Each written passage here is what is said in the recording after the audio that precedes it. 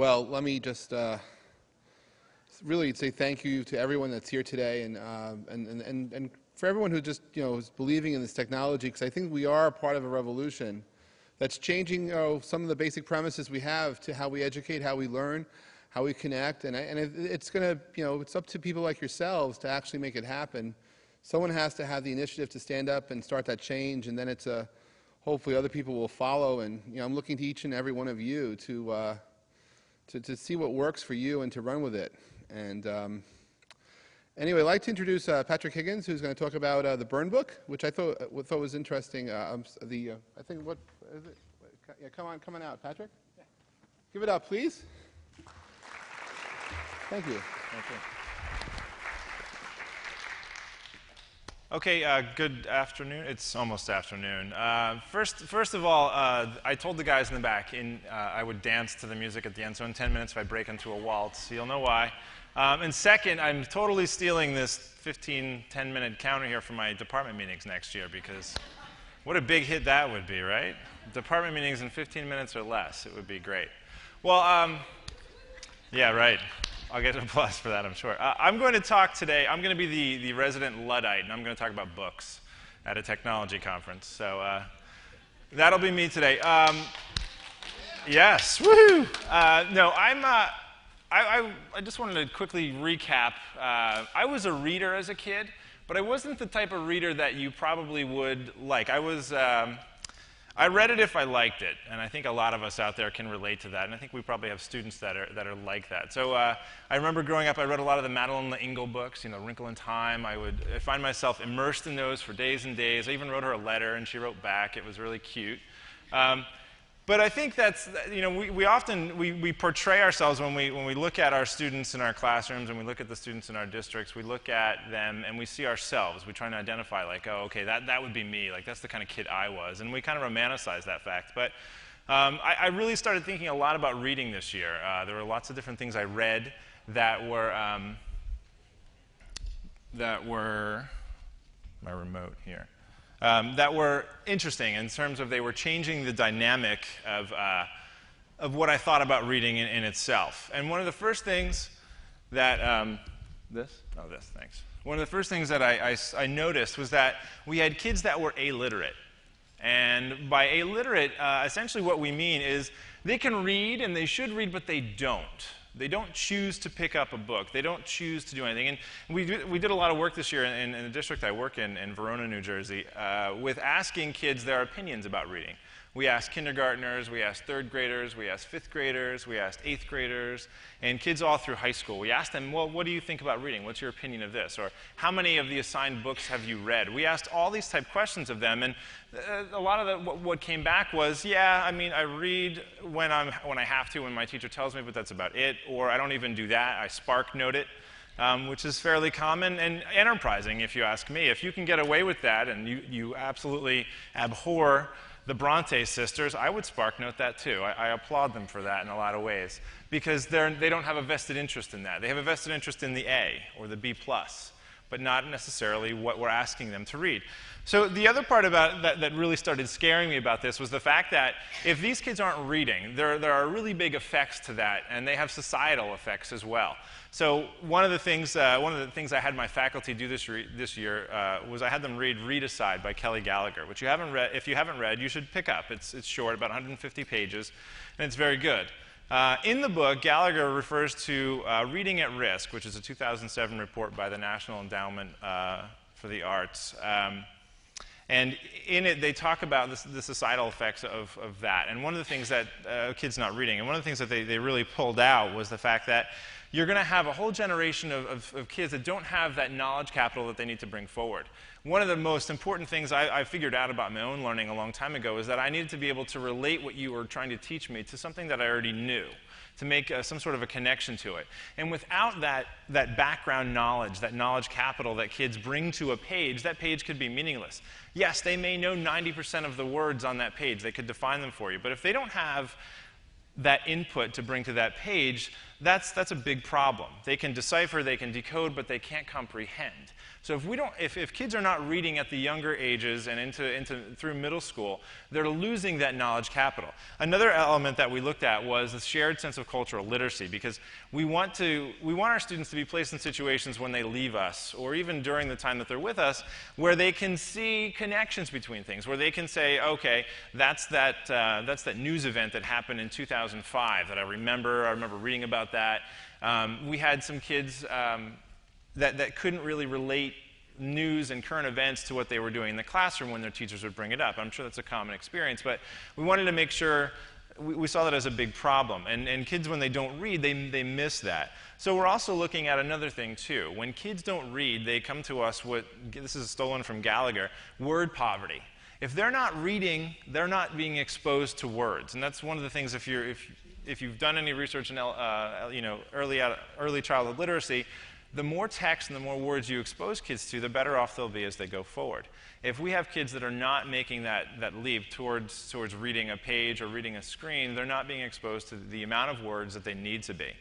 Plus, if we take this in a school setting and if we go drill and kill, and I've heard a lot of the speakers talk about it today already, test prep curriculum. They're not exposed to the depth and the complexity and the amount of words in a test prep curriculum that they would be in a curriculum that is print-based and book-based or literature-based in some capacity. So we got worried about that. And we started thinking, okay, well, we know that at kindergarten, if you ask them, when we asked these questions of kindergarten kids, they dug reading. They could tell you that the last 5 books that they read, they were excited about it, they wanted you to read to them. And if you work in a school district and you need like a mental health day, go hang out with the kindergarten, and they will make you the happiest person in the world. So I do that often. And so what you see is at this point here, the kindergarten, there's a high interest. By 12th grade, when we asked those kids what their deal was with reading, it was like extracting teeth. It was like, we're so done with this. Like, we don't want to read the canon, We don't want to read any of these books that you're asking us to read. They were so turned off by reading because of the process they had been through in school that we started asking ourselves, okay, when's the break point? What happens in this medium here? And we kind of found it's in middle school. So we're just going to take all those kids and we're going to send them to a farm in Kansas and let them just do whatever they can. Then we'll take them back in high school. But no, we asked ourselves, what's happening here in the middle? And so what we found was that we had to look at our building culture.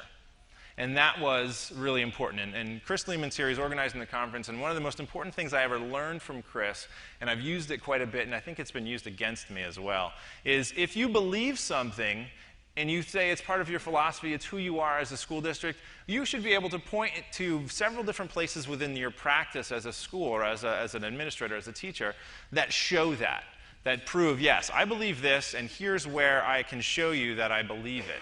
So I started asking my staff, okay, if we really value reading, and we called these hard talks, we had hard talks with our staff. If you really value this, if you value reading, let's point out the places where we can show we value reading. And we didn't come up with a lot. We came up with a lot of things that showed that they valued reading for themselves, but it wasn't external to the students. They couldn't see that our teachers saw value in this. So we started brainstorming different ideas about that. And the first one we came to was, well, because this was sort of late in the year, let's revamp summer reading. Let's go and really break it apart. Let's see what we can do. So I gathered them all in the media center at the middle school, and I said, look, tell me about summer reading. What do you know about summer reading? Now, they had all read Gallagher, so immediately they said, well, we know we can't assign War and Peace because it's like intellectual heavy lifting without the aid of a teacher. That's like asking them to lift 500 pounds without a spotter. Okay? Yeah, it'd be great if they all did it on their own, but they're not going to. None of them are going to be able to handle a heavy, heavy text over the summer. So they also started thinking about other things. Well, from my perspective, too, we all know if you are an administrator in any capacity, summer reading or summer work is the bane of your existence because half of your parents love it. They want more. They said, well, you're not doing enough. They should be reading Homer over the summer. And the other half say, I want my childhood back. I want my kid back. You have him for 10 months. The summer's mine. You can't have him. How dare you make me do work? So, like, the entire summer, I'm like this. Okay, and it's back and forth between two groups of parents. So the staff was very well aware of that as well. So we started to look at some other things. We wanted to make it viral. We wanted to figure out a way where we could show the kids and the community that we were passionate advocates of reading, but in a way that wasn't intrusive. Take it or leave it. We're doing this. If you're into it, do it with us. If not, move on. So we looked at viral reading, and we looked at three, the big three we looked at were the Harry Potter series, the Twilight series, and the Hunger Games. And we know that when those books were out, everybody read them. Every kid had a copy of it. If you didn't, you weren't cool, which is one of the few times that reading could be cool, is when these books were out. And our media specialist said we couldn't keep these on the shelves. Everybody read them. Everybody talked about them. Our staff read them. So we asked ourselves again, okay, so how do we make this viral? And so one of our teachers kind of came up and said to us, well, what happens when you read a book? A good book. All you can do is you run. You don't write a book report, obviously. You run and you tell somebody. You tell your best friend, you got to read this. You got us. This book was fantastic. I read it on the bus on the way to work. I read it at the beach. So we all know what happens when we read a book. It's an inherently social process. You want to share. So how did we do that? We looked at viral reading again, and we said we can do this. So what we did is we decided that we needed to do a couple different things. We needed to make a plan and gather the people we thought were going to be really important to us. And we needed to do a couple different elements there. So we pulled the reading kids. I asked every teacher for the top 5 kids in their class that did some sort of that loved to read. And I pulled all those kids together, and I asked them to do a couple different things. I asked them to be a blogger for me over the summer.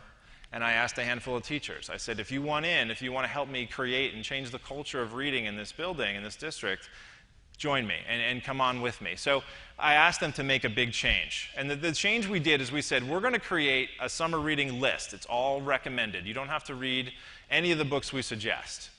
But we asked that you read one thing. And we also said you could read a magazine. You could read a graphic novel. You could read a newspaper. You had to read something, and you had to come back with that in the fall. But we also designated one book per grade level, 5 through 8, as a buzz book. And that was a book that I asked the entire faculty of that grade to read. And then I asked students, I said, please read the buzz book and blog about it over the summer. And we created a blog here, hbwreads.blogspot.com. Here's the address. And our teachers and our students are writing about the buzz books. Now, initially, when we started it, I was kind of, I work in a district that really gives me a lot of freedom, and I can have these kind of ideas, and they can fall flat on their face, but they let me have another one. So that's pretty good. But this one so far has been excellent. So HBW Reads has averaged about 200 hits per day in a community of about 13,000. That's not so bad. I'm pretty happy about that. But the students have really embraced it, and so has my staff. We're talking about books, we're excited about these buzz books, and we're reading a lot more, we're talking about other books as well. So we've created this process whereby we're showing the community and we're showing the kids, hey, reading really matters to us, and these books matter to us, and we're connecting what we read to our own lives. You'll notice that if you read some of the posts, the teachers and students have connected what the characters in the book do to what they do, or things that they've gone through. One of our biggest posts, our most popular posts, was Top 10 Reasons to Love and Hate High School. And it was one of our teachers going back and remembering the things about high school, because one of the books we're reading is called Schooled. And so it was a lot about, or the other one is Sleeping Freshmen Never Lie. So there's all these great young adult books that we're reading. And again, the kids can read it or they cannot read it, but we're having a wonderful community support involved in this project. So my challenge to you today is kind of along what I said earlier. I said, if you believe in something, show me where it lives. So if you say that you're an advocate of reading, and I don't know if anybody in this room would say that they're not an advocate of reading, so it's all of you. How are you building culture around this in the work that you do? How are you showing your students that you value this? Okay, and I'm not just saying, do as I do and all that good stuff that we tell kids sometimes, but what about the things that you do in the classroom shows kids that this is valuable to you? Do you talk about books that you read outside of the curriculum? Do you have something, when there's downtime, do you pick up a book and read it? Okay, or do you pick up your iPad, or do you pick up your Kindle and read it? Whatever the device may be, I'm not really being, specific there, but do you do those things? How can you move that into your own practice? So in closing, I'd like to invite you all, I'll go backwards here so you can see the address again. I'd like to invite you all to the site and comment on our student and teacher writing. And if you've read any of the books, that's great. If not, try and make a connection to what the writer's talking about and share with them what you feel and that you're out there and that you're reading them. Because I think one of the things that if any of you write online or keep a blog, one of the coolest things is your first comment. I remember that day very well. No. But that first comment that you get really changes things because now you know, oh my gosh, there's somebody else reading what I'm saying, and then it matters. So please do that for our kids. Thank you. And I promise I won't dance.